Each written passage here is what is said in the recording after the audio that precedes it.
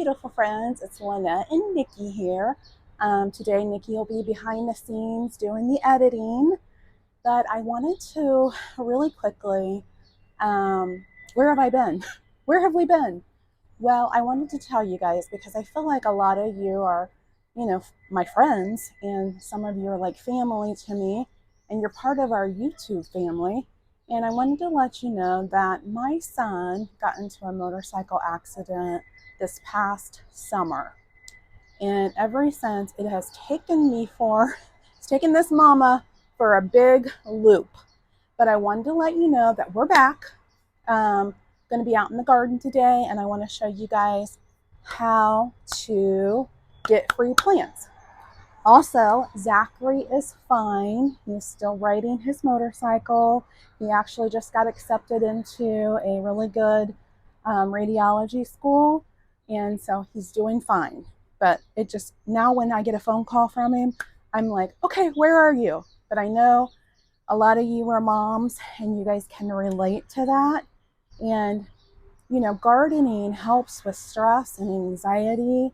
And I'm so happy that we have some warm weather to get out here in this garden. So come join me today. I want to take my salvia from last year and try to split this one up into 3. And I want this whole border here to be salvia, lavender, veronica, and then behind them are incredible hydrangeas. So I love that look of a white incredible with blue flowers in front of it. The pink, the white, and the purple, like this.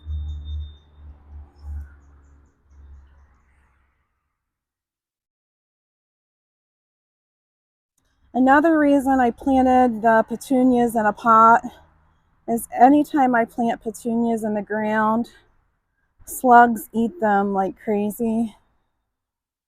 So I thought, well, maybe this will help with that. And I also think it just looks really, really pretty.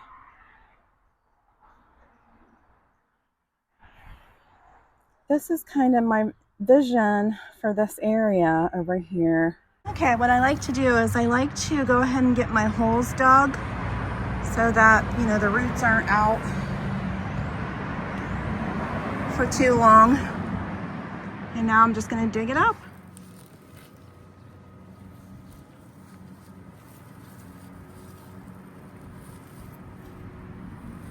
Okay, so that has a really good root system. You can see all the roots. And then I just take my shovel and chop it up into different divisions.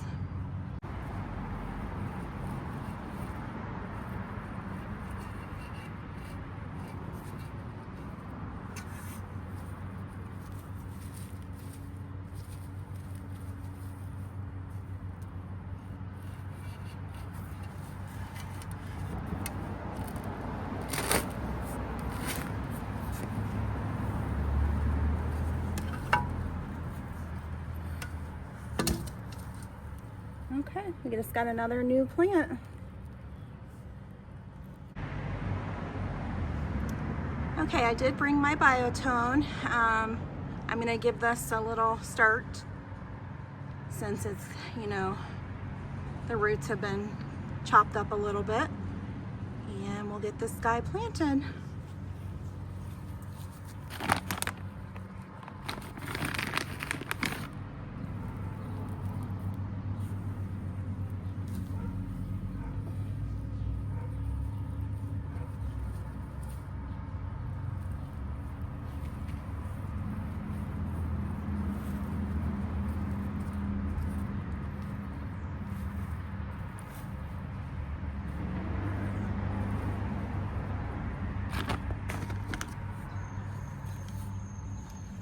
I'll get it watered in really well, and hopefully I have a new salvia.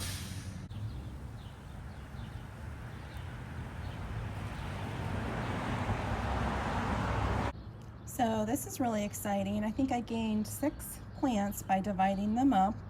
I just got to make sure I keep them watered. I did put some a spoma biotone to give them a nice start. But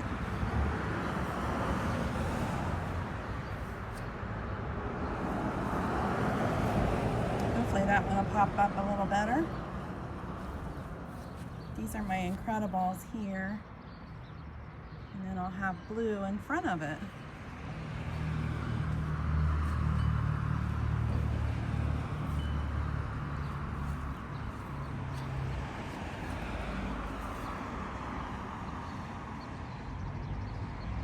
And I need to cut back these incredibles just a little bit, so I'm going to do that real fast, and then I think I'm going to fertilize this area. Okay, now I think I'm just going to go ahead and finish this bed up, give him some fertilizer, and then I'm going to have my husband help me with the border and mulch it. Okay, I'm going to take my plant tone, and I want to do a ring around each plant. Usually that's about 2 handfuls for me.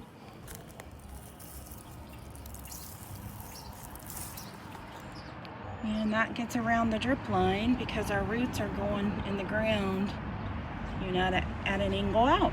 I'm going to do the rest of these plants and call this bed done. Steve's out here fixing my border for me.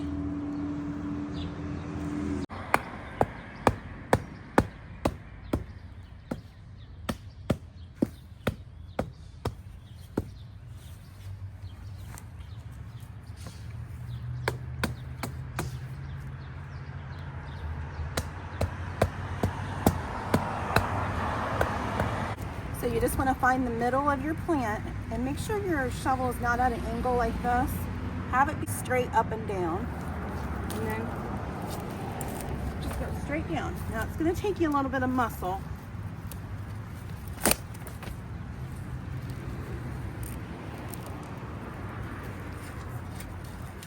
I'm going to scooch it over a little and go straight down again.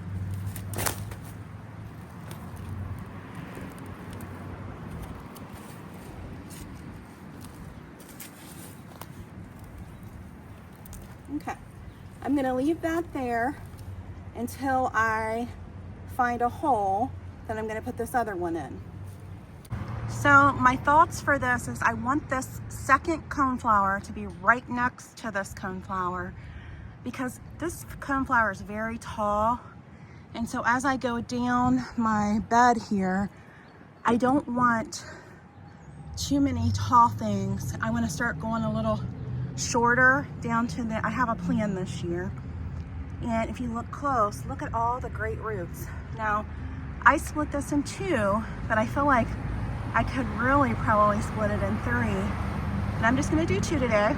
And I have more plants that I can go do this to. I still have the mother plant, which I believe is way, way bigger. And we have another free plant, you guys.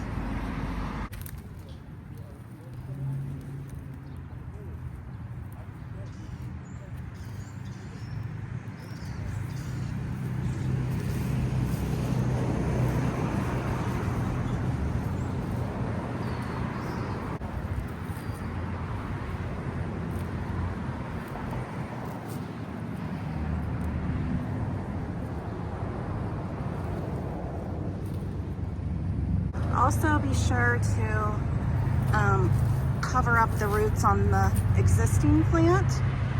And then now we have 2 plants, and these are gonna get, you know, 4 or 5 feet tall. They're like a bright yellow. And then can you see the worm? When I just dug, I just saw 2 worms. So that's fantastic. Now we gotta get some water on this baby and we're good to go.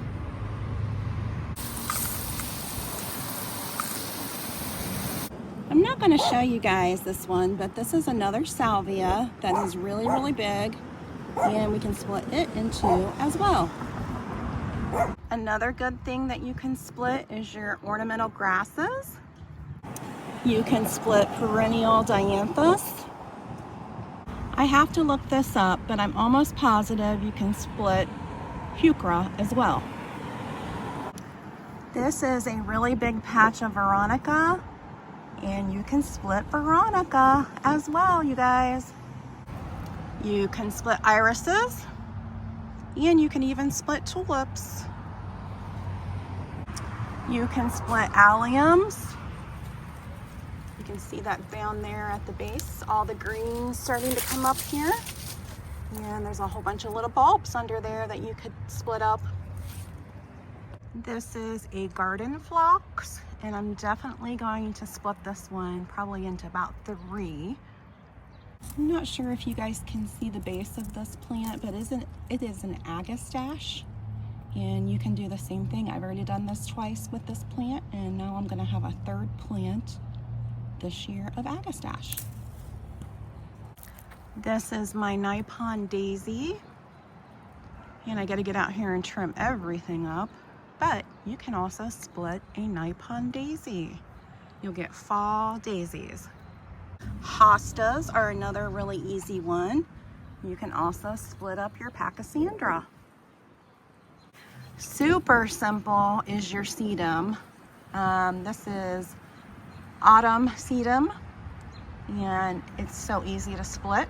Another very, very simple and easy plant to split is your bleeding hearts. Oh my goodness, can you see the little flowers already coming on this, you guys?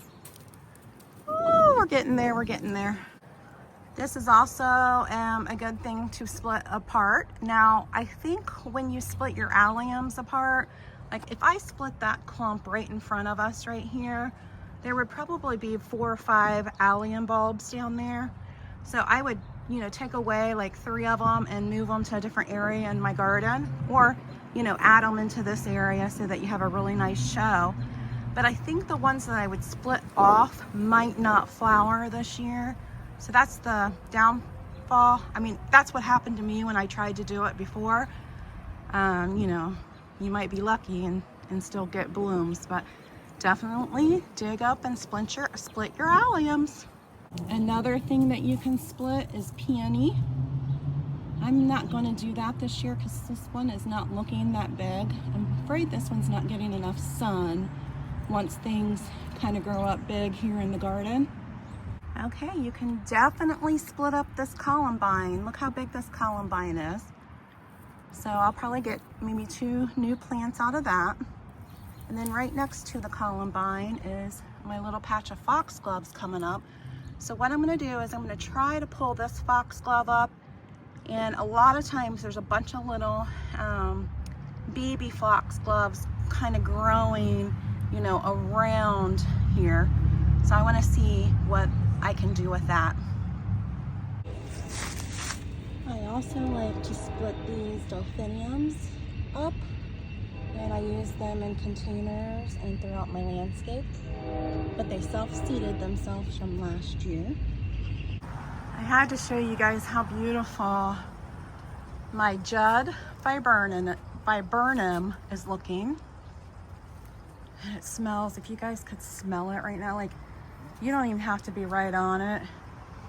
It's like smelling this whole area of a beautiful, sweet, almost like vanilla fragrance.